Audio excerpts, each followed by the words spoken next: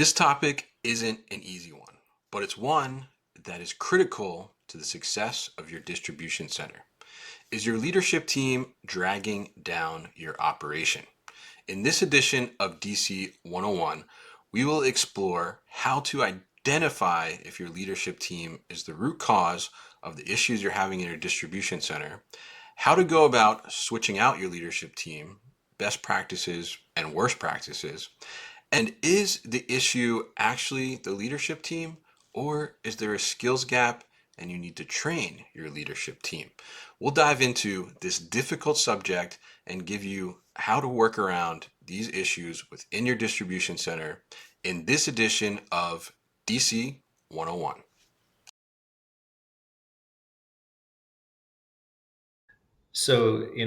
It's a pretty touchy subject for most people, right? That everybody wants to be successful, and we want to give everybody the opportunity to be successful.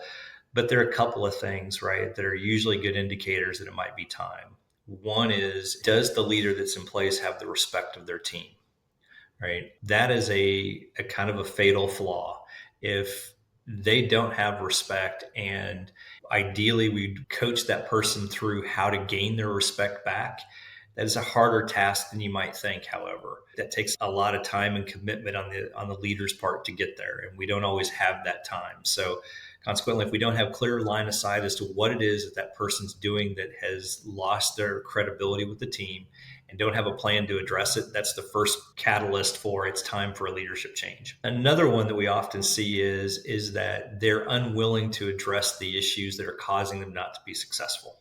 There are a lot of reasons for that. It's, hey, this is better than what it used to be. We've heard that story a number of times, right? It's that the leader doesn't like conflict, so therefore they're not going out and having direct conversations with people about what needs to happen.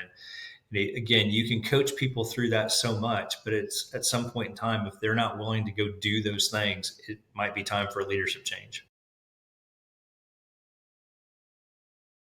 A lot like a lot of our themes, it's about, how do you have a plan? I've got to have a plan to make it as least impactful as possible to my work group. Right. I want to be respectful of that individual as well, meaning that we're not going to air dirty laundry. We're not going to tell people why things happened. It's simply that this is happening. Right.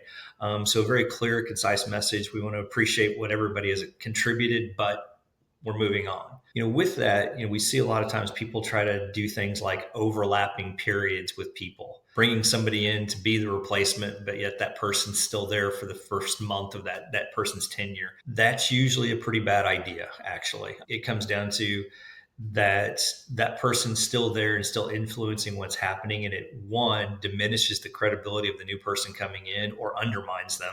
And oftentimes it's better just to rip the Band-Aid off. So here's my story.